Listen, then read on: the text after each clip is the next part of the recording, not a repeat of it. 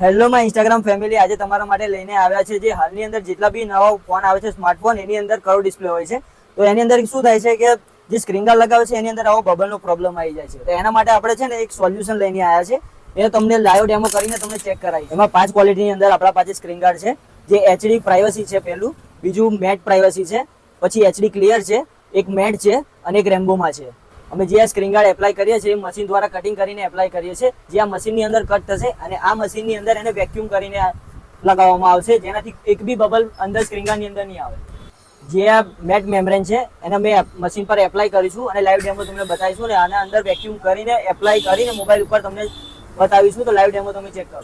મિત્રો મોડલને એવું સિલેક્ટ કરી દીધું છે મશીનની અંદર. જે લાઈવ કટિંગ થશે તમે ચેક કરો.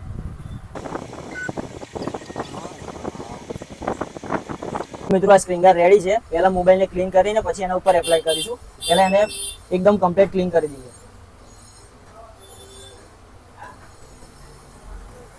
ક્લીન કર્યા પછી આ સ્ક્રીન ગાર્ડને એના ઉપર એપ્લાય કરીશું. એપ્લાય થઈ ગયું છે. હવે એને વેક્યુમ કરવા માટે આ મશીનની અંદર મૂકીશું. 2 મિનિટની પ્રોસેસ હોય છે. મિત્રો આ સ્ક્રીન ગાર્ડ લગાવીને રેડી થઈ ગયું છે. એને ક્વોલિટી તમને ચેક કરાવું. પહેલા વિડીયોમાં મિત્રો તમે જોયું કે ફોનની કન્ડિશન કેવી હતી, સ્ક્રીન ગાર્ડ લાગેલું હતું ને, અને અત્યારની અંદર જુઓ એકદમ 0-0 ફિનિશિંગની અંદર મેટ જે મેમરી છે લાગીને રેડી થઈ ગયું છે. એક બી બબલ વગર બબલ ફ્રી મટીરિયલ લગાવેલું છે. જો ચેક કરો.